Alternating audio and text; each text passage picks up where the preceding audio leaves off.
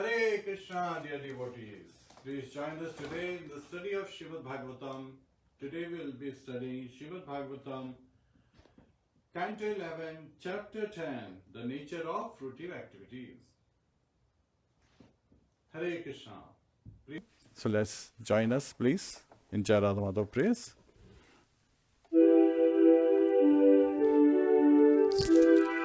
Jai Radha Madhava Kunja Bihari. Jai Radha Madhava Kunja Bihari. Jai Radha Madhava Kunja Bihari. Gopi Jana Vallabha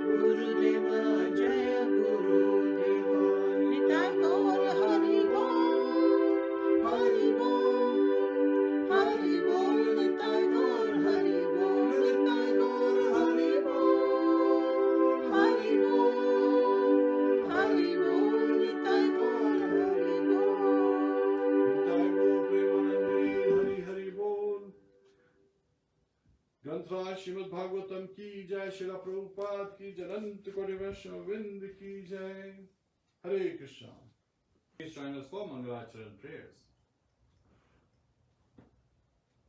Om Namo Bhagavate Vasudevaya. Om Namo Bhagavate Vasudevaya. Om Namo Bhagavate Vasudevaya. Narayanam Namaskritya Naram Chaiva Narottamam Devim Saraswatim Vyasam Tato Jayam Udiriyet. Shrutam Swakatha Krishna Punya Shamana Kirtanaha Hridayantasto Bhadrani Vidunote Suhasatam Nashtaprayeshva Bhadreshu Nityam Bhagavata Sevaya Bhagavate Ruttam Shloke Bhaktir Bhavati Neshtaki. Hare Krishna. So please join us in the recitation of the first verse of Srimad Bhagavatam, Canto 11, Chapter 10, the nature of fruitive activity. Shri Bhagwan Uvacha. Shri Bhagwan Uvacha. Mayodishteshu avahitaha. Mayoditeshu avahita. Swadharmeshu madashrayaha. Swadharmeshu madashraya. Varnashram kulacharam. Varnashrama kulacharam. Akamatma samacharet. Akamatma samachare. Please. Shri Bhagwan Uvacha. Shri Bhagwan Uvacha. Mayoditeshu avahita. Mayoditeshu avahitaha. Swadharmeshu madashraya. Swadharmeshu madashrayaha. Varnashrama kulacharam. Varnashrama kulacharam. Akamatma samachare. Akamatma samacharet.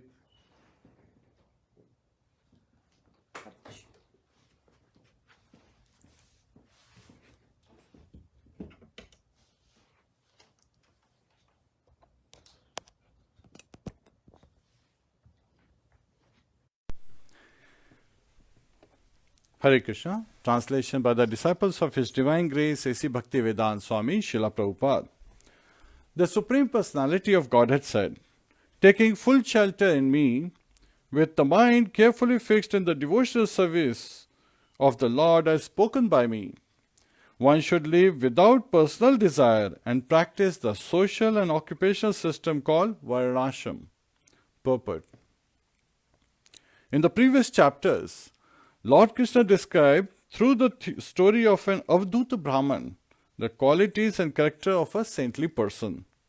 Now the Lord describes the practical means for achieving such a saintly position. In the Pancharatra and other scriptures, the personality of Godhead gives instructions for executing devotional service. Similarly, in Bhagavad Gita 4.13, the Lord says, Chaturvarnam maya shishtam guna karma vibhagashaha. I have personally created the Varnashram system. There are innumerable rules and regulations in the Varnashram system, and the devotee should execute those which do not contradict the process of devotional service. The term Varna indicates different classes of human beings, some in the mode of ignorance, some in the mode of passion, and some in the mode of goodness. Devotional service to the Lord is executed on the liberated platform, and therefore some injunctions for those persons in passion and ignorance may be contradictory to the regulative principles for those on the liberated platform. Therefore, under the guidance of a bona fide spiritual master who is non-different from the Lord, one should execute the basic principles of Varnashram in a way favorable for advancement in Krishna consciousness. Hare Krishna. Please join us for Guru Pranati. Namah Vishnu Padaya Krishna Pristhaya Bhutale Srimate Bhakti Vedanta Swami Niti Namine Namaste Saraswate Deve Gauravani Pracharine Nirvishesha Shunyavadi Pashyatya Deshatarine Om Ajnana Timirandasya Jnananjana Shalakaya Chakshurunmilitam Yena Tasmai Shri Guruve Namaha Mukam Karoti Vachalam Pangum Langhayate Girim Yat Kripatadaham Vande Shri Gurum Dinataranam Hare Krishna Krishna Krishna Hare Hare Hare Rama, Rama Rama, Hare Hare, Hare Krishna. So today we'll be studying Srimad Bhagavatam, Canto 11, Chapter 10, the nature of fruitive activity. And there are various questions being answered. So again, these are the instructions Lord Krishna is giving. And as we heard in the purport earlier, that in the previous 3 chapters, Lord Krishna had described through the story of Avduta Brahman and the conversation between Avduta Brahman and King Yadu, the qualities and character of saintly persons. Now here in this chapter and the following 2 chapters in this canto, Lord Krishna describes the practical means for achieving such a saintly position. So various questions have been answered by Lord Shri Krishna. Means again, we always have these questions lingering in our mind, seeing in this material world as how people are suffering and how people are constantly, going through various tribulations in their life. And Lord Krishna starts with the topmost platform, just like in 12th chapter in Bhagavad Gita, when he is identifying the, bhakti ladder, devotion service, the ladder of devotion. He is also identifying, from top level down, Mayyeva manadhatsva. So always remember me, always meditate on my name, form, activities, pastimes. And from gopis, the song of the gopis and also the, rasa dance chapters in 10th canto, we learn that how Smaran Lila, always remembering the pastimes of Lordship, 24/7, constantly, that is considered the topmost meditation. And here, so Lord Krishna, when he is instructing to Uddhav, he starts identifying some of the behavior of a pure soul. How a pure personality, a pure soul, a saintly person should behave. So again, when that is, at the topmost platform, and when we hear that, it looks like, what we should be doing. So we get instructions on how we should behave, how we should act, and what kind of activities we should engage in, what should be our mindset. So the mindset is the focus. And we want to know, what's the purpose of this life? Why am I here? Why am I suffering? And so forth. So those are ones who are answered later on in this chapter. So Lord starts like one who is at Brahman state, like Brahma Bhuta Prasannatma, to be able to approach that platform, how one should act. And then he identifies the, useless characteristics of fruitive activity, comparing the conditioning, like why are we, looking for various kind of happiness in this material world, and what is the result of such fruitive actions. And this is again and again people who are bewildered, right? We are bewildered, being conditioned, thinking I am this body.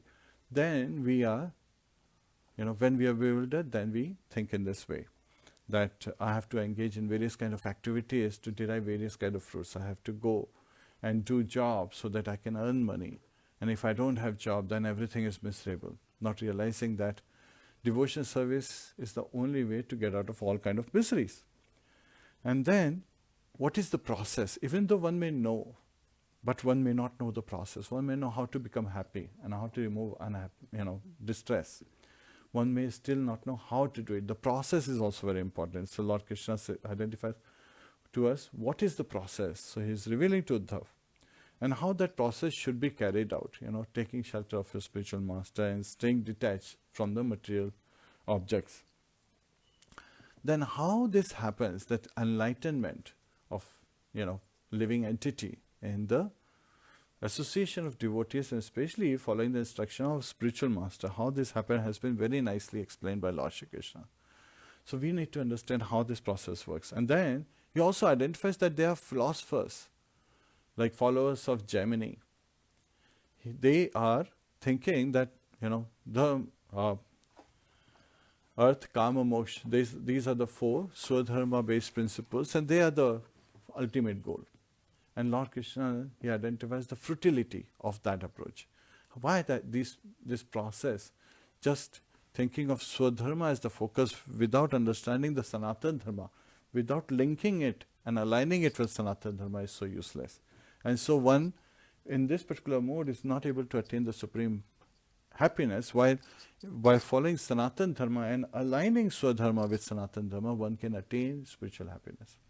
So now Swadharma becomes the focus, as how people perform various ritualistic activities. They perform rituals to attain higher planetary systems. And the futility, of that effort. Why those efforts are so useless? What is the condition, what is the mindset of a living entity when they are going through heavenly pleasures, and how they are unaware. And we'll also cover some of the shastras that reveal about the condition when the living entity finishes their, reactions from the pious activities, from the rituals. What happened and how do they come back to this earth? And why do they have to again go through the cycle of suffering? So anything that is not linked with Lord Krishna, when we act with, our senses are engaged with different sense objects, not thinking them to be, an expansion of Lord's unlimited, potencies, His manifested energies, then being bewildered because we are conditioning ourselves, thinking that these are separate things than Lord Krishna. We are thinking the material nature is something I want to enjoy, and Lord Krishna is something I want to worship. But then the worship of Lord Krishna happens through engaging everything, linking everything with Lord Krishna and understanding. So in the light of knowledge, this happens. And this message continues further because Uddhav asks very profound questions. So we also have to understand from Uddhav's perspective, when he's asking these questions, like he's not a simple personality, he's already a pure devotee of Lord Shri Krishna, an Ananya Bhakta. And he is a disciple of Brihaspati, the spiritual master of the demigods. And he acts as an advisor to Yadav dynasty. So again, for the Yadavas, he is considered a very highly scholar, and they seek his advice. Even Lord Krishna seeks advice from Uddhav, just to glorify his devotee. That, he is so focused, so well allied with me. And that's where Lord Krishna says that he is non-different, because Uddhav is a perfect devotee, a pure devotee of Lord Shri Krishna. So his goal is to please. So he is in this giving relationship, and Lord Krishna is always in the giving relationship. He always wants to give us pleasure. He is waiting for us, just like the two birds in the tree are being described. The one bird is the living entity, the soul, seeking the two kinds of fruits, happiness and distress. So that's the nature of Anand Bhaya Abhyasat, always seeking happiness, but unfortunately by engaging in fruitive activities, by trying to taste the fruits in different upper and lower branches of the tree of this material world, is sometimes getting bitter fruit and sometimes getting sweet food. So the sweet food reflect the reactions that are coming back as happiness, and then this is also material happiness. It's limited, right? Not eternal happiness. But we want to achieve, because of our nature as living entity, we are Anand Bhaya Abhyasat. We are seeking that supreme happiness which is eternal, does not end ever.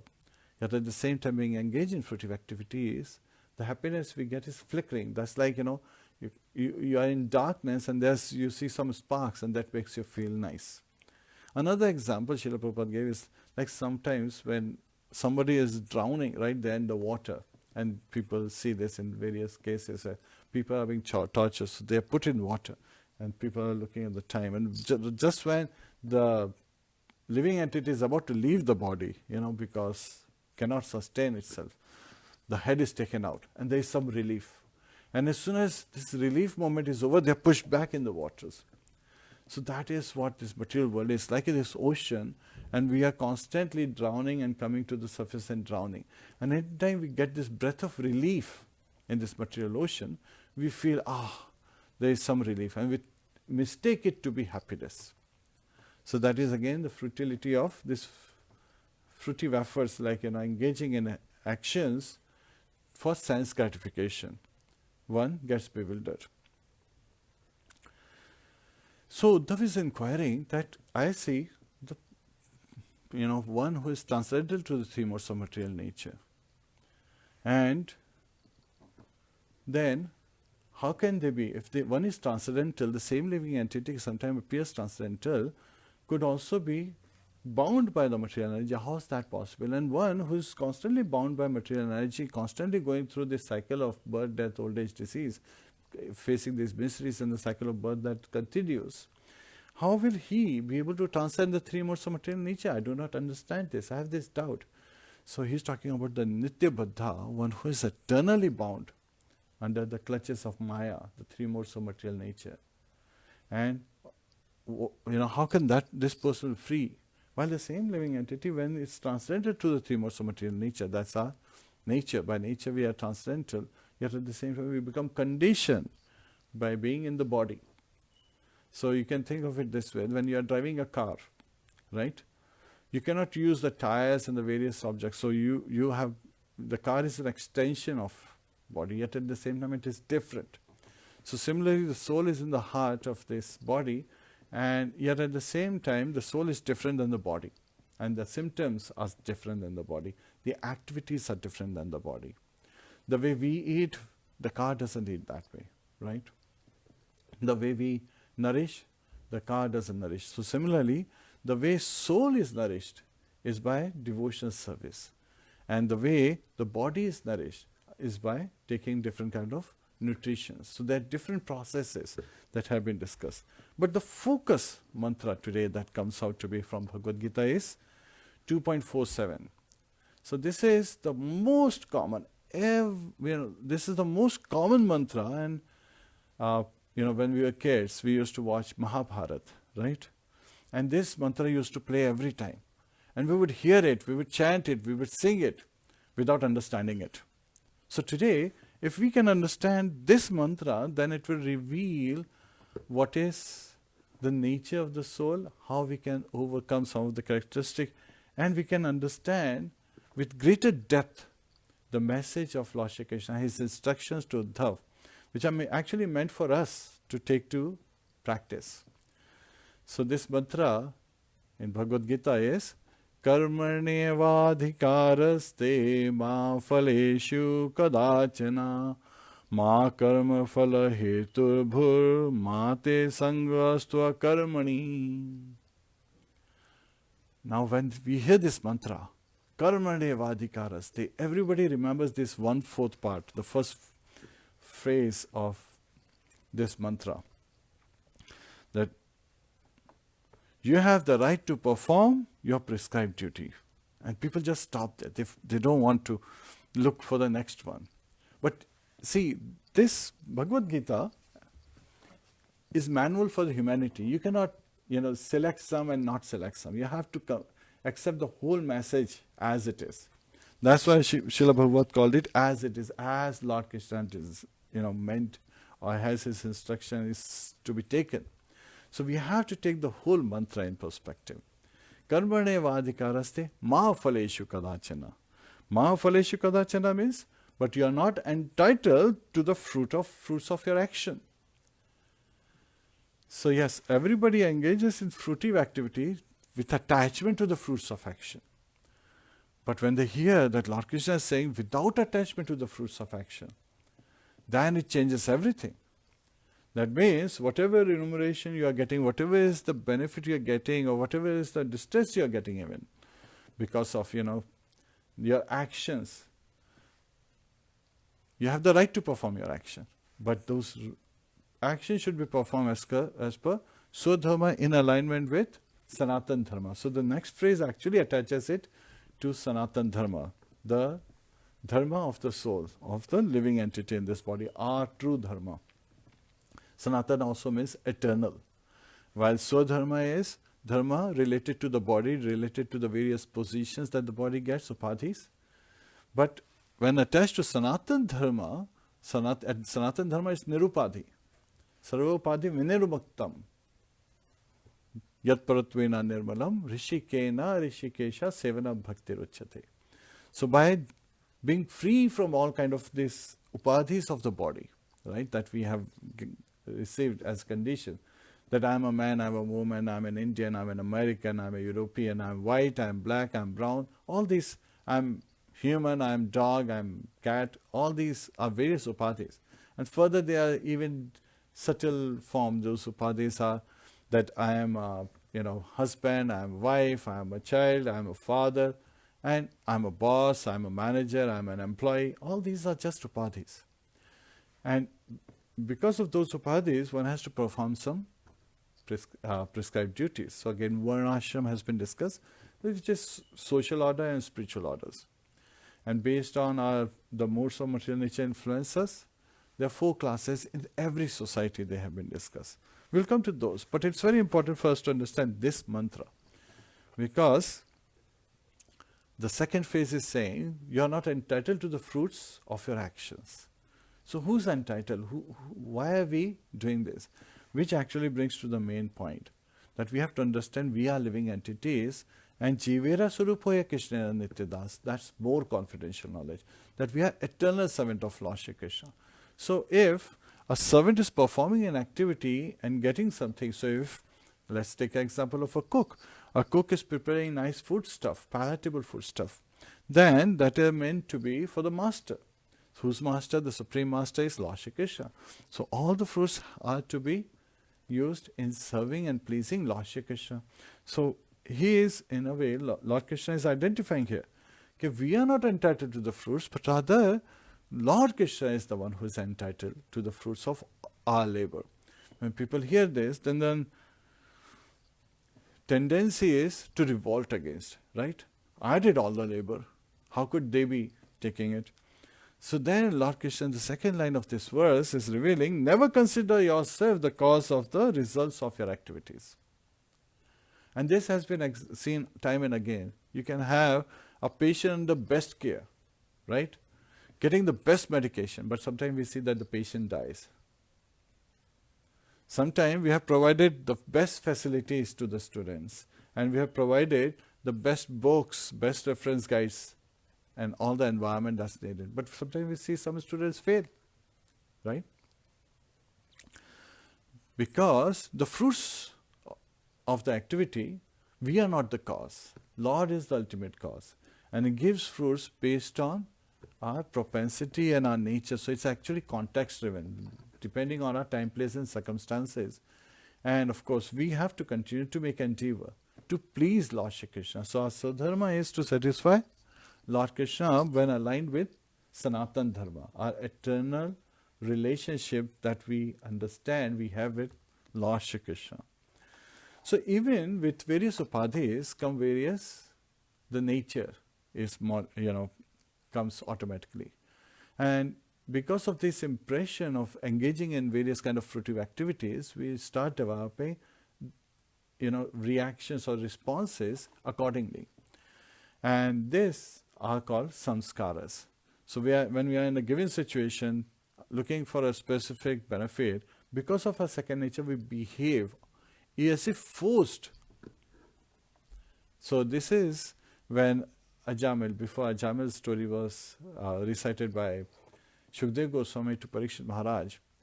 Parikshit Maharaj says, a thief sees another thief being caught and being punished.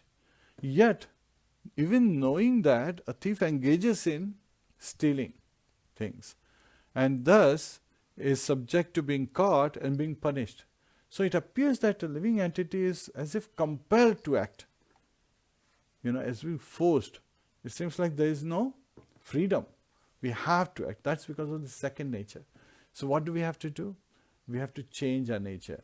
And from Avdhuta Brahman, Lord Dattatraya's instruction on 24 spiritual masters, and finally the 25th, his own self. So understanding from our own body, the fragile body that we have, he is telling us that we have to cultivate good qualities. We have to make a sincere effort to change our nature, change these samskaras, to adopt superior samskaras. And the best way to do it is by taking to Krishna consciousness. Because Krishna consciousness is above the 3 modes of material nature. And thus, while one can come to the mode of cleanliness, right, a mode of goodness, by being clean. So cleanliness is next to godliness. And in the mode of goodness, one acts proactively without being lazy. So this is where Lord Krishna reveals that one acts continuously. So this revolting behavior would not help at that time, because one has to act for one's own benefit. It's not that Lord Krishna is waiting for us to give the fruits of our activities. He is Atmaram. He is fully self-satisfied. He has hundreds of thousands of Lakshmis constantly serving him. Lakshmi sahastasata sambramya sevya manam. And they are serving him with devotion, with love, with affection, with gratitude. So that is the kind of relationship that we have to develop for Lord Shri Krishna, for our own purification. So we cannot think that we are the cause of these fruits from our activities. And even the fruitive activities that we are engaged in, we are choosing. Yes, we have been given this minute freedom that we choose things. But when somebody is revolting and comes to know, oh, so I am not the cause, so I should not perform, then Lord Krishna adds this last phrase to this verse, that never be attached to not doing the duty. Because we, as living entity, we are active by nature. Maya, the three modes of material nature, this material universe, is jad on its own without the living entities. It doesn't act, it's idle by nature, it's inactive by nature. It cannot act on its own. That's why when scientists say that all these planets, they came into existence by an accident, a Big Bang theory, and they're all floating in the space, the devotees laugh. And all the scriptures, they must be laughing as well, because as Shruti and Smriti, these are also living personalities. And so thinking that without a living entity, all this is flowing, that is the foolishness of these philosophers and scientists, because they do not know the secret behind this. So Lord Krishna is revealing whose secret behind it. Just like Lord Krishna says in Bhagavad Gita, in a necklace of pearls, he is the thread keeping it together. So from the necklace, if you remove the thread, what happens to the pearls? They scatter away. They cannot sustain themselves on the necklace. So this is a very important verse that we should take to proper understanding, so we can understand the instructions of Lord Shri Krishna. Karmanevadhikaraste ma phaleshu kadachana ma karma phala heturbhur ma te sangvastva karmani. You have the right to perform your duties, but you are not entitled to the fruits of your labor. Do not consider yourself to the cause of your activities, the results of the activities, and never be attached to not doing your duty. So we have to perform our duties. So we have to perform our dharma. So being in the conditioned body, we perform various kind of dharmas, right? And dharma is also referred to as, the obvious nature. So the nature one acquires in this body. So one has to act accordingly. And all these questions are being answered. How does one act accordingly? But Lord Krishna is starting his instructions how one should behave. So this is very interesting. It is like, once we understand how we should behave, we don't have to go further, right? And in this chapter, Lord Krishna has condensed the whole philosophy, all his instructions as he gives in Bhagavad Gita. When Lord Krishna is telling in Bhagavad Gita, Sarvadhammam parityajya mam ekam sharanam vaja aham tvam sarva papebhyo makshashmi mashacha. So he is telling that give up all varieties of religion and surrender unto me. It looks very,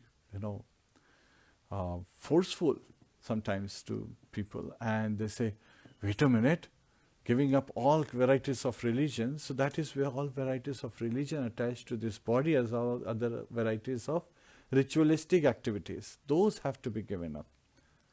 Rather, one has to take shelter of Lord Shri Krishna.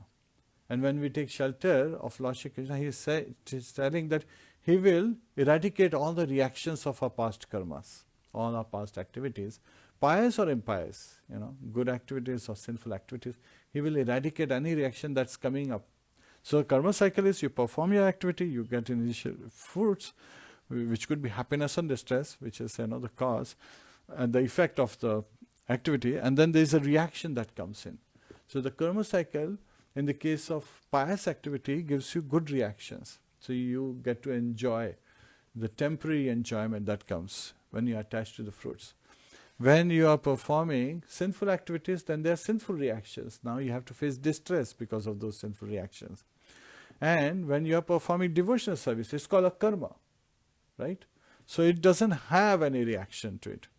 The only action is that we are engaging in serving Lord Shri Krishna.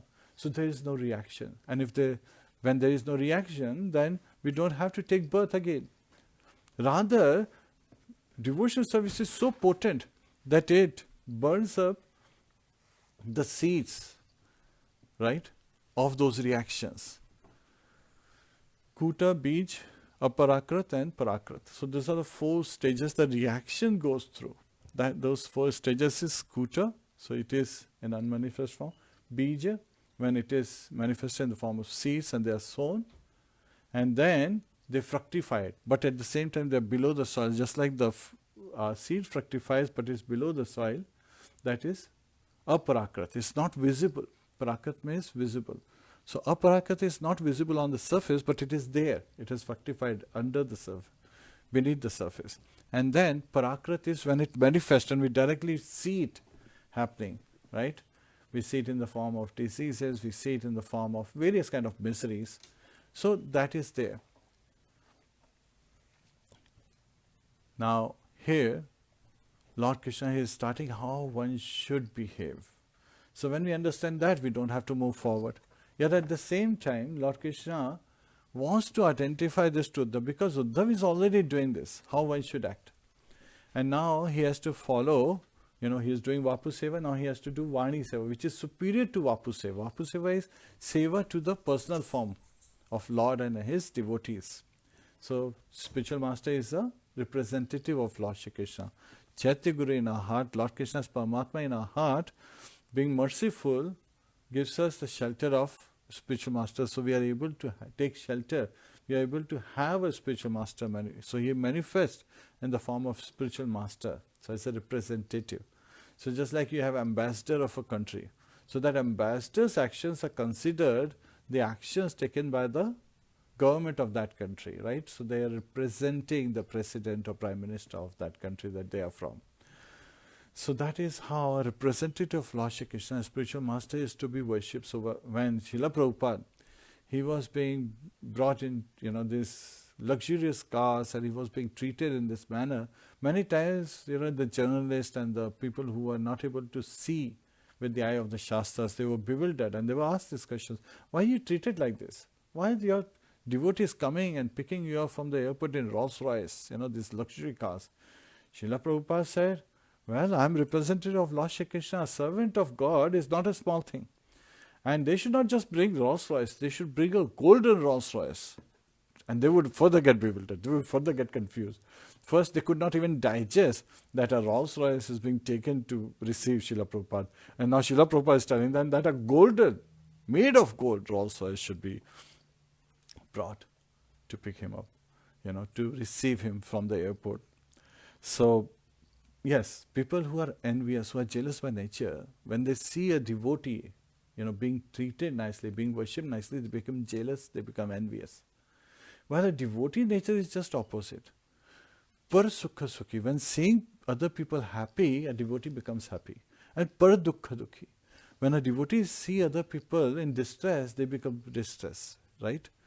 So that's Vaishnava Achar. That's the way a Vaishnava behaves. So that is the dealing of a Vaishnava who is trying to benefit the whole humanity. While a jealous person, a person who is envious of others, he, and how does envy arise and how does lust? So envy is because of I, thinking I am this body. One, takes on different kind of positions and upadhis and says, I am so and so and I am so and so. He becomes envious of other people who are advancing or at equal level. And so there is a constant threat, constant fight going on at that level. A president of one country is fighting the president of another country. A CEO of one company is fighting the CEO of another company for name, fame and glories. All this is going on because of that envious nature. They are jealous of each other. And similarly, a head of one organization is fighting with another head. You see this constantly at different levels, but it is there because of conditioning of the body. They're thinking a manager is fighting with another manager for promotion. an employee is fighting another employee for promotion, he's envious and jealous from other employee. And we see from the example of Pandavas, they were so nice, they were so non-envious. So we already have practical examples from Shastras. Sahadev, he was a great astrologer, and when Duryodhana comes to him and says, okay, the battle is already started, he says, how can I win over? Then he says, oh, you should perform such and such yajna, being an astrologer. Duryodhana knew. And Sahadev, being the youngest of Pandavas, none of the Pandavas took his advice.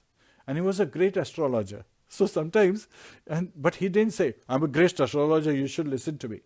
It is sometimes, we see when people are having these discussions, somebody actually tries to take on authority. I'm in such and such position, you better listen to me. That is not the nature of a devotee.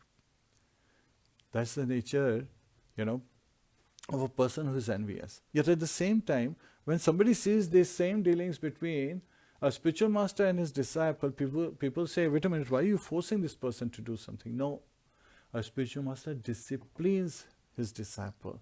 So that is the achar, that's the nature of a spiritual master. That's his responsibility to correct his disciple. And a spiritual master at times corrects in a very nice, very sweet manner. Like Srila Prabhupada, many times his dealings were very sweetly. He would tell them how to cook for deities, how to care for deities, how to care for Tulsi. And sometimes when he would understand the mentality that his student is not going to listen to sweet, right? There is a saying in India, Latoke bhut bato se nahi mante. So when he sees that a devotee is coming to that level, he will need a stick instead of, nice consoling and, pat on the back and, slowly guiding. At that time, a spiritual master has to pick up a stick and has to chastise his disciples. So Srila Prabhupada, once he was asking who's chanting, 16 rounds minimum daily, and some of who's not chanting. So one of his disciples, he says, Srila Prabhupada, I'm busy so much that I only get 2.5 hours of sleep. I'm working so much in the temple. So he's like, why are you sleeping? You should be chanting during that time. So he was so strong and everyone is shocked. So the important instruction he is saying is that we should chant minimum of 16 rounds attentively, with that mood of gratitude, with that, understanding ourselves in that humble state of mind, with tolerance, and ready to give all kind of, respects to others, not expecting any respect in return. We can continue to chant eternally. So it is a very important instruction from Srila Prabhupada that we have to chant the holy name. And if we want to come out from this circle of Maya, this clutches of Maya, the material energy, illusory energy of Lord Shri Krishna, he says, Devi hi esha gurmai mama maya duratyaya. He is saying it is my material energy. So she's an expansion from Lord Shri Krishna. And she is making sure she has this thankless job, very hard yet thankless job, that she has to make sure that only a pure devotee is able to go back home. So as a jailer of this material universe, which is the jail we are in, she is making sure that only a pure devotee is able to go back. Yet at the same time in this jail, just like you have various kind of visitors, right? Doctors come to the jail, various kind of people with various kind of skills, they come to the jail to teach prisoners how to behave properly, how to do things in the right manner, and how to sustain themselves and keep up the nice behavior. Similarly, Vishnu Dutas come to this material universe. They come in the form of spiritual masters. They come as Devashi Narad, he went to Vyasadev, he came to help Dhruv Maharaj. He gives the spiritual masters, they are coming. The Vishnu Dutas are coming. Just in the case of Ajamil, when he called out Narayan, Narayan, at that time Vishnu Dutas appeared along with Yam Dutas, and then Vishnu Dutas stopped Yam Dutas from taking Ajamil. Why? Because he had chanted the holy name of Lord Krishna, Lord Narayan, offenselessly. So he was calling out for his son. That's what Yamraj said. But it was offenseless chanting. So this is why we have to be offenseless in our chanting. So Nama Prad is also very important. So from Padma Puran we hear the 10 kinds of Nama Prad.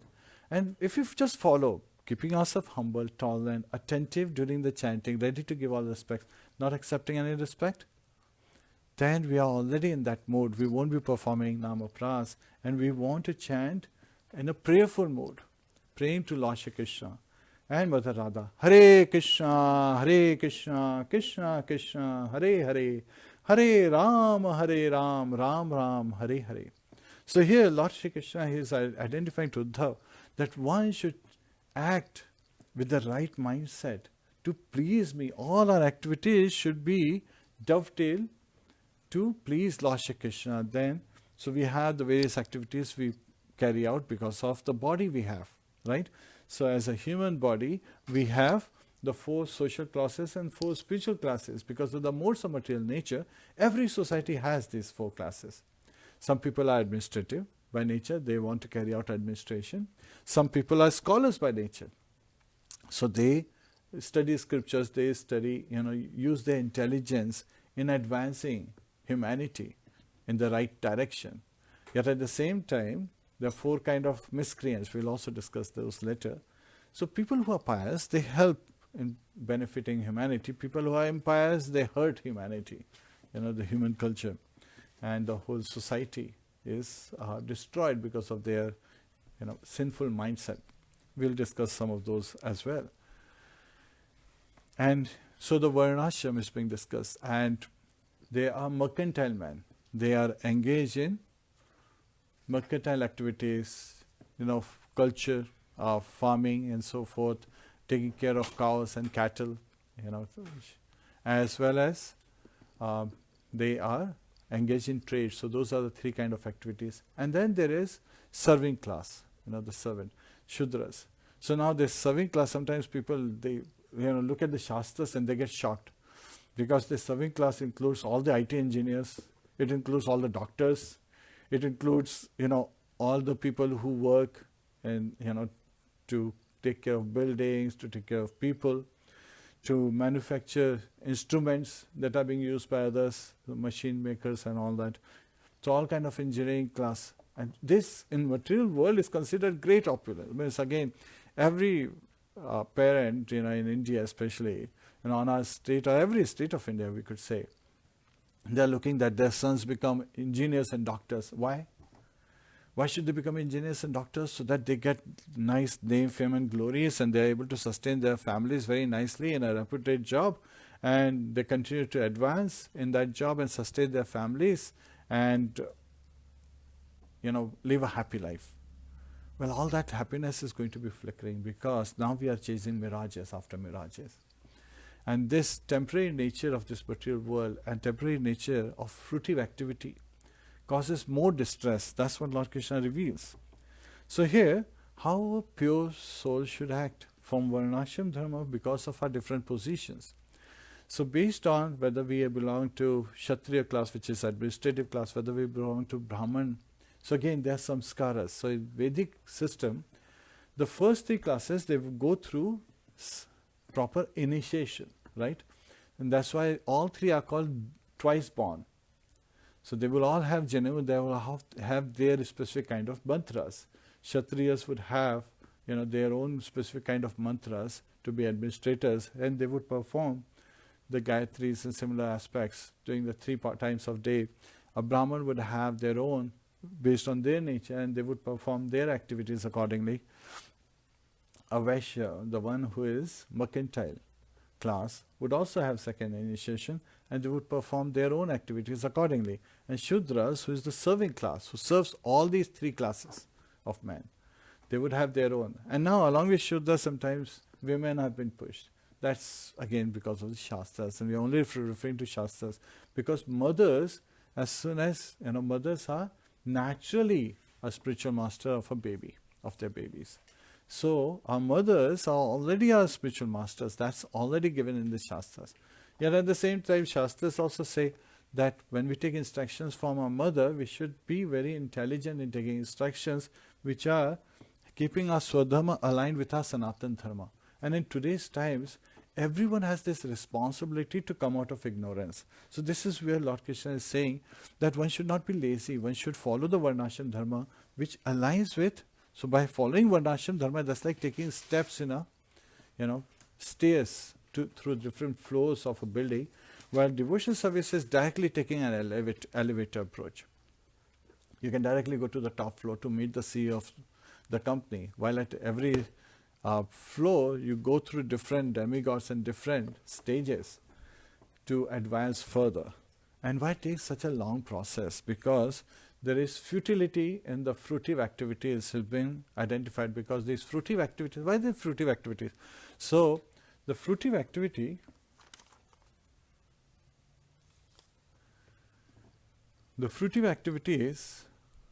are the activities when we have attachment to the fruits. And we heard as how we should not be attached. We are not entitled to the fruits of our labor. That means we are taking someone else's property.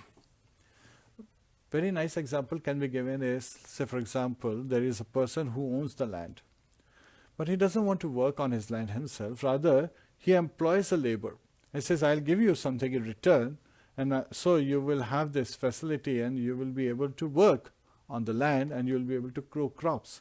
So after the crop is there, who is the true owner? You decide. Who's the true owner? The labor who was employed to grow the crops, or the person who owned the land, provided the facility, and even owns that particular labor? Who's the owner? If you think that the laborer is the owner, the person who worked in the field to grow the crops, still, since that laborer had been provided the facility and the laborer is actually owned by the owner, the crop is owned by the owner. And if you think that the crop belongs to the owner because he's the one providing facilities, remuneration and so forth, then of course he's the owner. So similarly, Lord Krishna, he is our dear father, affectionate father. He is our cause, right? So even if we think we own it, actually, since he's our cause, we are the effect, we cannot be the owner. He's the true owner. We just happen to be the media. Sometimes we think that means is the end, right, in material world. While means is not the end, it's only a means to the end. So by having a human body and by having different capabilities, is only a way we have been provided this facility that we can serve Lord Shri Krishna. And when we serve Lord Shri Krishna for his pleasure, when the crop is given to the landlord, then the landlord gives some remnants as remuneration. So again, he gives as benefit to us. So that's why devotees, they first offer everything to Lord Shri Krishna. So this is where Lord Shri Krishna says that all activities that one performs, all the fruits that is received, one should not be attached to these fruits, but rather offer the fruits to him. And when we serve the Lord, when nice food stuff is being prepared and we serve them the Lord, when nice flowers have been arranged and we are decorating the deity form of Lord, when such wonderful lessons have been given, Srimad Bhagavatam is not different from Lord Shri Krishna. So when we read these instructions, we should be using it in the right manner to understand how we can purify our life. So that is what Lord Krishna is revealing to Uddhav, that one should, give up all senses of sense gratification and understanding that people, so we observe this, that people who are engaging in this conditioned life as fruitive laborers, right, they are attached to the fruits of their labor. They are constantly miserable, right, because of the I, their envious nature is visible. And these people are actually dukhi by saying, par sukha dukhi. So by seeing that others are happy, they become distressed, they become unhappy. And par sukha dukhi, and then there is another aspect, par dukkha sukhi. They see that other people are suffering, they become happy. So it is very interesting that people who are envious by nature, how do you know them? That they relish, oh, this happened to this person, that was very right. They try to talk in this manner. While a devotee is focusing on constructive criticism, not criticism. He is identifying as the best friend, as well-wisher. So Lord Krishna is revealing that, he is our most affectionate father. He sends his representatives, he sends Vishnu Tattvas, Vishnu Dutas in this material world, where we are able to get instructions from, and He is constantly giving us devotee association time and again. We ignore it. Yes, sun is always out during the day. If we don't walk out from our dark room, then sun is not to be blamed. It is us. We have the responsibility to use our legs in the right manner. Similarly, when we take these instructions, we have to use our intelligence to take to practice the instructions that have been given. And we see again and again that anyone who is born in this material world is sure to die. Yet at the same time we become distressful. Well, Lord Krishna reveals in Bhagavad Gita, Vasam se jirani yatha vihaya navani grihnati naro apurani tatha sharirani vihaya jirani anyani samyati navani dehi. So just like a person giving up old garments puts on new garments, similarly at the time of death, living entity relinquishes the current body and takes on a new body. Now, when would a living entity get a material body? When there are pending reactions to the pious and impious activity. Sometimes people think that, you perform pious activity and impious activities, they will cancel each other. It doesn't work that way. They are different accounts, and these accounts cannot have any fund transfer between the two. So if you are storing something in the pious account, where you are performing various kind of rituals and so forth, then you will have to get the pious reactions. So the reactions that will give you happiness are bound to happen. Similarly, on your another account, if you have performed some sinful activities, all those sinful reactions are there, and you will have to experience the fruits of those sinful reactions as distress. So they are bound to happen. So miseries are bound to come and favorable situations. So these favorable and unfavorable situations will appear constantly, and they are temporary by nature. So just like matra sparshastra kaunteya shitoshna sukha dukhata agama paina nitya stam titiksha swabharata, just like with the changing of seasons, with the coming of summer and winter. Similarly, happiness and distress, they will constantly appear and disappear. So they will come and go. They are temporary in nature. So the only karma is temporary in nature. The living entity is eternal, Lord is eternal, time is eternal, material energy is eternal. So these are the 5 subject matters of Bhagavad Gita. And here the karma cycle has to finish. So since there are reactions, if there is any balance in any of these two accounts, we have to take material body. And this material body, while we are getting the reactions, we will be engaged because of our nature in different kind of activities, which will further lead into the accumulation of further funds in any of these two accounts. Rather to be able to escape and deposit any funds from any of these two accounts, or rather have even the benediction to be able to nullify these accounts quickly, to burn the seeds, and the one which is in the kuta stage, early stage, even not yet in the seed form, not sown yet. So once the seed is fried, it will not be able to fructify. So to be able to do that, one has to engage in devotional service, which simply starts with the chanting of the holy name. Hare Krishna, Krishna Krishna, Hare Hare, Hare Rama, Rama Rama, Hare Hare. So Lord Krishna is revealing to Uddhav that even though one knows the process, one has this knowledge, yet at the same time one will not be able to overcome death, because there is always one of these two accounts, karma and vikarma, they have, pious activity and impious activity accounts have some reactions that is pending to be, to be experienced by the living entity.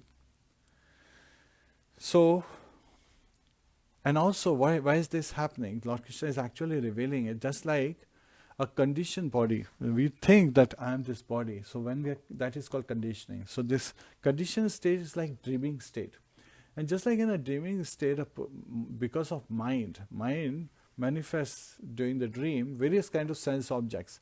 And one is thinking of these sense objects in the dream to be real. Similarly, in this conditioned state, without really establishing the relationship with Krishna of various objects, because they are all his manifested, expanded energies, right? One is thinking that these are the objects that I should enjoy, engage with my senses, and I should use these sense objects for my enjoyment. So in this manner, one is constantly bewildered, and these are unreal, right? So what is unreal? The mindset to see different sense objects separate from Lord Shri Krishna with the mood to enjoy them. That is what is unreal. This behavior, this mindset is not real. So this causes further distress, further miseries, further unhappiness. We have to understand this aspect. And so one has to understand the process. And what is the process? Tadvidhi pradipatena pariprashnena sevaya ubdeksyanti tajjnanam jnaninas tattvadarshinaha. So Lord Krishna in Bhagavad Gita reveals that one has to take shelter of a spiritual master, a bona fide spiritual master, who appears in a disciplic succession, in a bona fide disciplic successions. So that's parampara, right? So again, one has to take shelter. That is important. And how does one take shelter? By aspiring to be initiated by a spiritual master, one has to serve the spiritual master. And one has to inquire from the spiritual master. And Lord Krishna in this chapter is saying that that spiritual master is as knowledgeable in the spiritual knowledge as me. So one who has, a spiritual master has fully understood the purpose of this life. He understood that Lord Krishna is the Supreme Personality of Godhead, that he has understood that Lord Krishna is the one who should be serviced, anukulena Krishna anushilinam, that he is performing activities to please Lord Shri Krishna as Lord Krishna desires, following the steps of previous acharyas, of the spiritual masters before him. So that is also very important. That the spiritual master should not just be, having the knowledge, but having realized the knowledge. Ubdeksyanti tajjnanam jnaninas tattvadarshinaha. So then such a spiritual master can give you the instructions, give the disciple the instructions, because they have seen the truth, they have experienced the truth. That is important. Not just knowing the truth is important, but rather seeing the truth is important. And similarly, just like a spiritual master tests his disciple, the disciple should use his intelligence to see and always understand what his spiritual master is like. And there are so many stories about Srila Prabhupada, as how his disciples, they constantly saw that Srila Prabhupada was able to penetrate through the layers of their body and see in their heart what they were thinking and how they were behaving, and how he was, tolerating their behavior at times, how he was, bringing out humility in his disciples, how he was a perfect spiritual master. A bona fide spiritual master is one who knows how to bend the stick without snapping the stick. And that is to ensure that we are flexible in our life, to be able to align ourselves, because Lord Krishna will make us walk through various twists and turns in this life. So we have to be very agile, we have to be very flexible to be able to cross over all those tests that will come in our way. And yet at the same time, keep ourselves aligned with the mood of Lord Shri Krishna, what he desires, anukulena Krishna. So one should have a loving friendship relationship with the spiritual master. And Vani Seva, following the instruction of spiritual master, is more important. Now, we talked about initiating spiritual master and instructing a spiritual master. In our parampara, it's driven more by the instructing spiritual master, Shiksha Gurus, than Diksha Guru. Bhaktivinoda Thakur, Srila Bhaktivinoda Thakur, he never initiated Gaur Kishore Das Babaji Maharaj. Rather, he was Shiksha Guru. So that disciplic succession many times has continued through the instructions. And instructions are much more important, so we have to take to the Vani Seva more. And Srila Prabhupada also said, he was actually he was very much hurt when he heard that his disciples are thinking of taking shelter of someone else after he leaves this planet.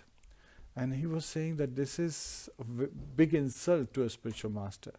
Lord Srila Prabhupada is present, here eternally by his transcendental purpose in Bhagavad Gita as it is, Chaitanya Charitamrita and Srimad Bhagavatam, his various books, his lectures, his morning walks, all the instructions are there.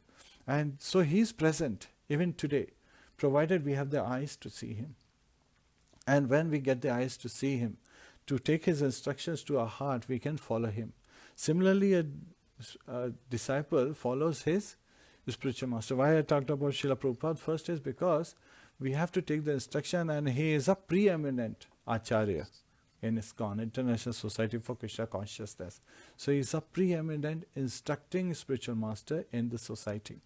Yet at the same time, we have to also take instructions and initiation from other spiritual masters. So I would like to share one incident where actually first it was bewildering and then it was enlightening to me. So I was not initiated at the time, and my Guru Maharaj, he was visiting, and he was giving this course at one of the disciples' home. And so at that time what happened is, his phone somehow got misplaced, and he asked, "Where is my phone?"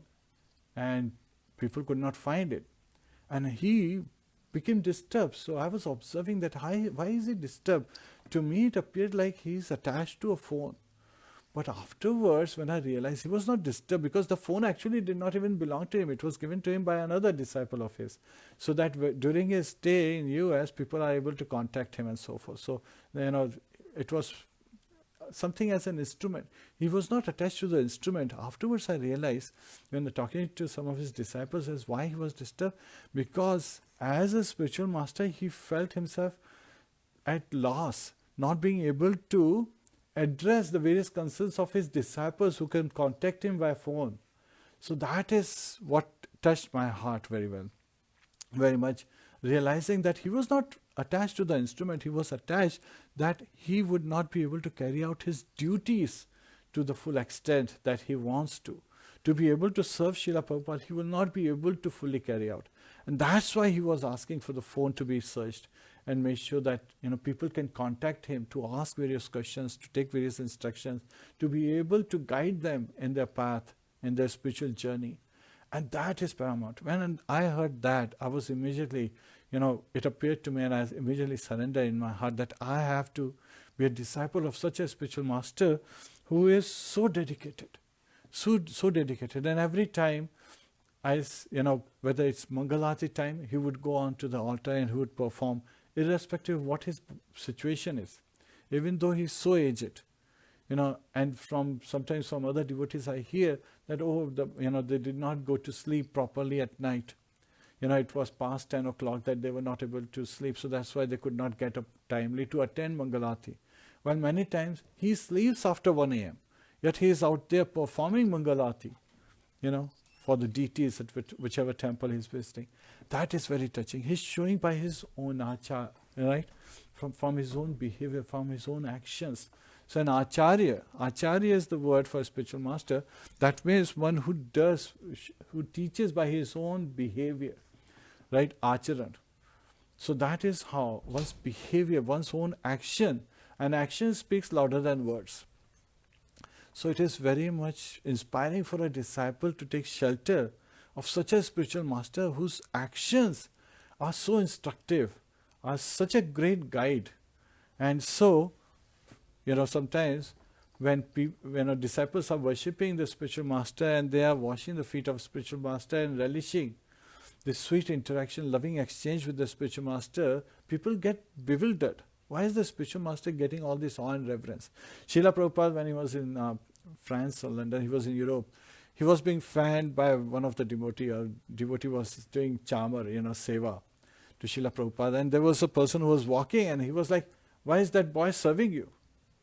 He was envious, saying that this Indian person, India was considered a colony of Britishers, is getting this seva from a white man, a young, youthful boy who's serving him. So Srila Prabhupada, he just smiled. And then interestingly, to refute his mentality, this person who was envious, he even says, "And I'm not even paying him." So why is the disciple serving? Because he's seeing how spiritual master is so merciful to help us advance. So if you take the spiritual journey as a boat ride, it is said that the acharyas, they are the favorable winds. And when you have a mast on, you have your consciousness, all your senses active as mast, then the favorable winds will take you in the right direction towards Lord Shri Krishna, towards the destination, the goal of this life, to attain love of Godhead. So our spiritual masters are, a representative of Lord Shri Krishna, and so they should be worshipped like Lord Shri Krishna. And that's why when we sing the prayers in the glories of our spiritual masters as non-different from Lord Shri Krishna, we are seeing that He is so merciful. Yasya prasadat bhagvat prasado, yasya prasad na gati kuto api. So, a spiritual master is serving Lord Shri Krishna, and once who gets the prasad, mercy of a spiritual master, can quickly advance in this life and attain the love of Godhead, attain the goal of life. So Lord Krishna is revealing how one should have loving friendship and serving attitude towards one's spiritual master. Then he also gives a very nice analogy that the spiritual master, is like the lower kindling stick, right? The lower kindling wood. And the disciple is the upper kindling wood. So currently we see the kindling wood being used as like a churning. But in reality, in the old times it was like a lower kindling wood and the upper wood would be kindling. And then the middle, there would be another piece of wood which is like a woolish form. It would be like very easy. As soon as the spark appears, it will catch fire. So as it has been translated, the upper wood is the disciple, and that rubbing action is serving as well as inquiring. So this action in engaging in devotional service is being there. The lower one is stable. Now this analogy can further be extended where in the early stage of devotional service, early stage of a yogi, the activity is said to be the means, which is the top kindling wood that's performing the activity, the rubbing action. And when one is advanced, for an advanced yogi, inactivity. So he is not moving. So that can also be said. He's advanced. So that's why, the spiritual master is the lower kindling wood. And this rubbing action creates fire. Fire, a spark appears because of this action. And it is said in the translation that in between there is a wood. So in between this, the wood that is there, which is like, thin slashes. As soon as the spark appears, it immediately catches fire. And when this fire appears, it is purifying to both the spiritual master as well as to disciple, because it removes.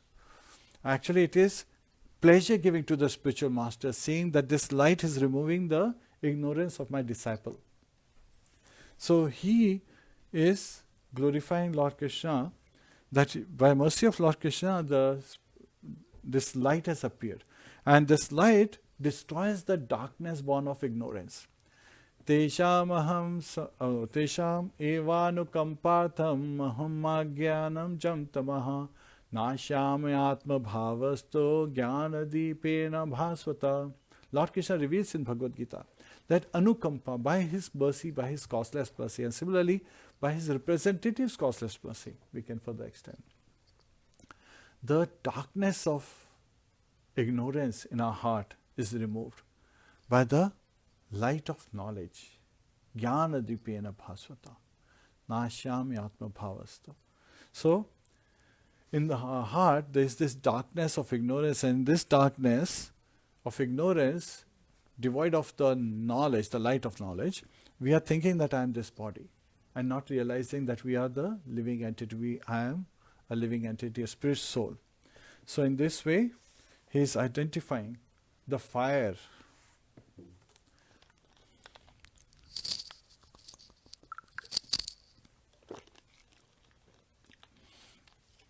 So,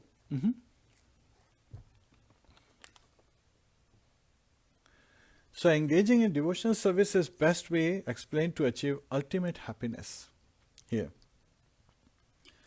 And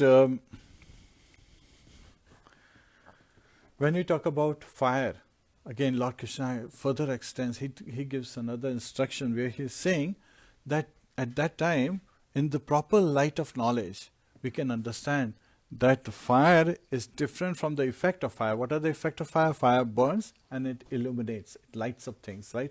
It drives away darkness. And at the same time, fire appears in the wood. Yet at the same, wood is different than fire. So the soul in the body is like fire. So this soul is transcendental, is always effulgent. Yet inside the body it is not visible directly, yet it is experienced by consciousness. So fire has this nature of burning and consciousness and light. Similarly, the soul is making the whole body conscious so that the body can move and perform various activities. And the body is like the wood within which the fire is already there. So sometimes it's unmanifested, sometimes it's manifested. So now he's just giving instruction that how this fire in different kind of woods is in different form. And even within the wood, it sometimes manifests and sometimes does not manifest.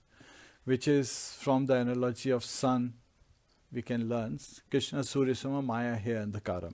So from sun, the trees, they absorb the sunlight, and this energy which is absorbed just transforms into different forms of energies, but is still present in the tree. So when the tree is cut and the wood is there, the wood has this energy in the form of fire. So when a dry wood is touched with the matchstick, that internal energy manifests itself as fire that we can see. But the energy is there. So the important aspect is that energy is flowing. And so that energy, yet at the same time, Lord Krishna is transcendental to the three modes of material nature. He is not in touch. Yet, rather the three modes of material nature are under his jurisdiction. They follow his command. The material nature, the illusion energy Maya, follows Lord Krishna's command. So similarly, one has to understand that the body is different from the soul, just like the wood is different from the fire, the energy it is containing. And when Lord Krishna says, he also says that the Jaimini, the followers of Jaimini Guru, they challenge this mindset, these instructions of Lord Shri Krishna. And they talk of Swadharma on its own, right? Dharma, Artha, Kam, Moksha, that's the goal of life, without really aligning it with Sanatana Dharma. When that happens, this link is broken because of this mindset to enjoy this material world, Dharma, Artha, Kam, Moksha. So Yadu Maharaj, we learn in the previous 3 chapters, 6, 7, 8, 7, 8, 9, is where Yadu Maharaj heard from Avdut Brahman, and he was situated at Swadharma stage. He came to align it with Sanatana Dharma. So now, here Lord Krishna is talking about people who challenge, rather to say that this is there is no link between Sanatana Dharma and Swadharma. So in this way, they continue to follow Dharma, Artha, Kam, Moksha. Dharma is to perform various kind of ritualistic activities, sacrifices, charity and penances. To earth is economic development, doing various kind of fruitive activities to gain fruits for one's own sense gratification. So that's the fruitive worker mentality. Kam is, of course, to enjoy the fruits of your work, whatever you have gained. Happiness. Anand bhaya abhyasat, yes, the material nature is always seeking happiness. We are always happy by nature. But being conditioned, we become unhappy. And so we want to find ways to become happy. But verily, Lord Krishna says, one continuously seeks wanting to be happy, but always stays unhappy, always stays anxious. And in this case, continues to engage in various kind of activities to enjoy various fruits, but at the same time never becoming happy. An intelligent person is sometimes seen to be not happy, while a foolish person is sometimes seems to be happy. So again, even the knowledge appears at different level and it is changing. Why Lord Krishna is saying it's changing? Because knowledge is given based on the level of the person who is ready to receive it. So if you are a first grade student, somebody tells you, you are learning to do plus minus, and somebody tells you about calculus, will you be able to understand it? No, you will not be able to understand it. And if you are at the level of calculus, somebody tells you plus minus is very easy. Yes, you have already crossed all these stages. But you are not going to do plus minus, you are not going to sit an exam for the first grade and say, yes, I topped, I got 100 out of 100. You want to sit an exam for that 11th grade where you learn all these calculus concepts and so forth, so that you want to see how well are you performing at your stage. Similarly, knowledge has been given at different levels. And one who is at the devotional level, who's transcended to the three modes of material nature, engaging in devotional service, they have no need to go down to engage in fruitive work, because that's for the first graders and second graders. While a devotional, service brings one, transcends the three modes of material nature and enables us to engage in activities which are not fruitive activities, but activities in devotion to Lord Shri Krishna, to please Lord Shri Krishna, to purify our very existence, and thus take us home back to Godhead by developing the love of Godhead in this very life. So these are also the instructions that we receive again and again from the Acharyas. While in the case of fruitive worker, even when somebody performs perfect ritual, they can attain heavenly life. So Lord Krishna is describing to Uddhav that one who attains heavenly life, they may get nice bodies, they are dressed very nicely. So when he's talking about dress, there is the body that you get. So to be able to enjoy the fruits of your rituals, to enjoy the heavenly body, you are given a body like that, like a demigod's body.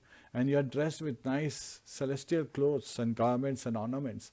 And you are in the company of many demigoddesses, heavenly demigoddesses. So you are enjoying sense gratification thousands of times more than the human beings would. So in this state, a living entity is bewildered, not knowing that the time is passing by. And he is wandering in these airplanes where he's tinkling bells. That also helps us identify that in heavenly planets the enjoyment is there. I mean, that enjoyment has so much attraction. They are constantly engaging all the senses to enjoy that we forget the miseries of this world. And sometimes the scientists of this world, they are thinking themselves that they are so advanced, right? And I'm reminded of a plane ride I had to take. So we unfortunately got the last seats and it was so noisy. Now here when I heard that on this heavenly planes, the tingling bells of encircling, the sound is so melodious and the Gandharvas are singing your glories. That sounds so nice from a materialistic perspective. While in today's planes, the engines make such horrific sounds, such loud and bad sounds, which actually, destroys all peace in your mind. If you sit near the engine, you will hear these sounds and you will have a headache in no time. So in this material world, miseries come in this way. While in the heavenly kingdom, one is thinking that they are enjoying, not knowing that the time is passing by and the fruits of their ritualistic, those pious activities that they perform, that is also passing by in time only. And then they fall back to this earth, to the earthly planets. And now this important aspect is the Shastras reveal how one falls down. So in the heavenly planets we understand that when one is given an entry, it's not that one has to take birth. So it's different mechanism, different way it happens, manifests there. But at the same time, the death from the heavenly planet is very gruesome. Because from the heavenly planet, this personality, whoever is enjoyed and their pious activities, the reactions have ended, they fall through the sky. And they are Brahma Rakshasas. So these are Brahmanas who have not been able to attain liberation. And so they get this Brahma Rakshas Yoni. So in Brahma Rakshas Yoni, Rakshas means man-eater. That's what Rakshas means. So they are eating the body of these falling demigods who have exhausted their pious results, the reactions of their pious activities. And so these demigods are eaten alive when they are falling from the heavenly planet. And further, they take the soul is in the water drops and in the form of rain. It comes to the earth.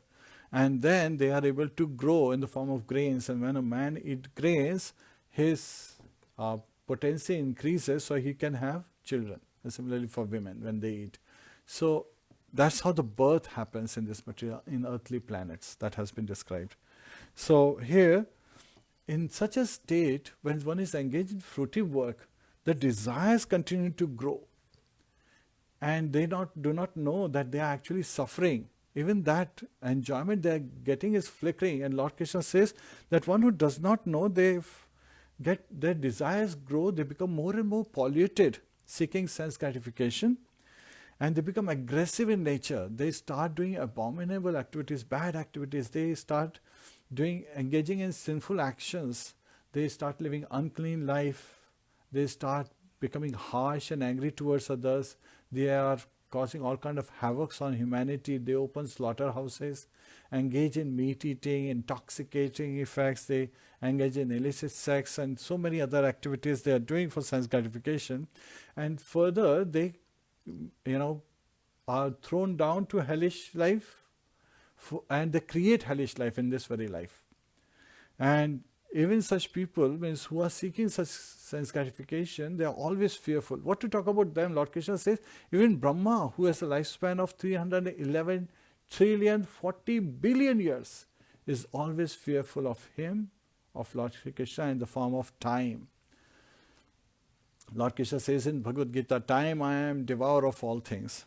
So here we understand that, born again, if one thinks that these material modes, the three modes of material nature and the sense objects that are appearing in this material universe, thinking of them to be sense objects, to enjoy for one's own self and engage in sense gratification, if they are different than Lord Krishna, then they are constantly engaged, means going through the cycle of birth and death. That's like a big Ferris wheel. Sometime going to upper planets, sometime going to lower planets, and constantly in this fruitive cycle, their life is filled with distress. That's why the two natures of this material universe have been identified. Dukkhalam, ashashvatam. It is a place of misery and it is non-permanent in nature. And so Uddhava inquires that how one who is engaged in these fruitive activities can become liberated, right? And how can someone who is liberated be conditioned under the three modes of material nature? Please explain this to me.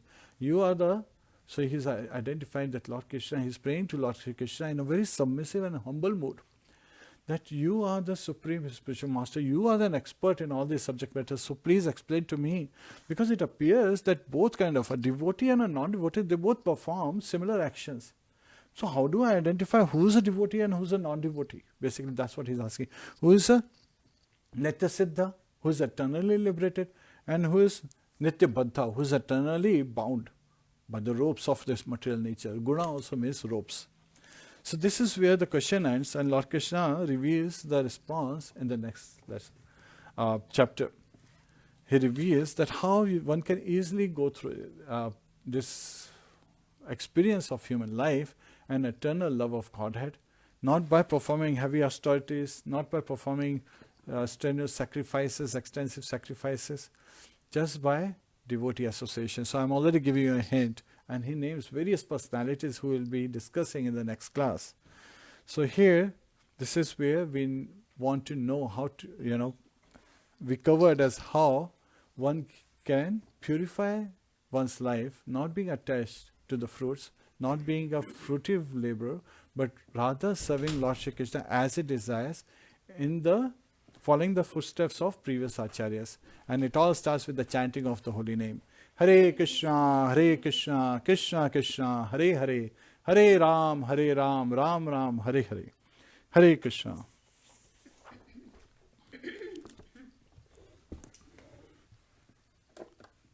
Please join us for Nasimha Devati.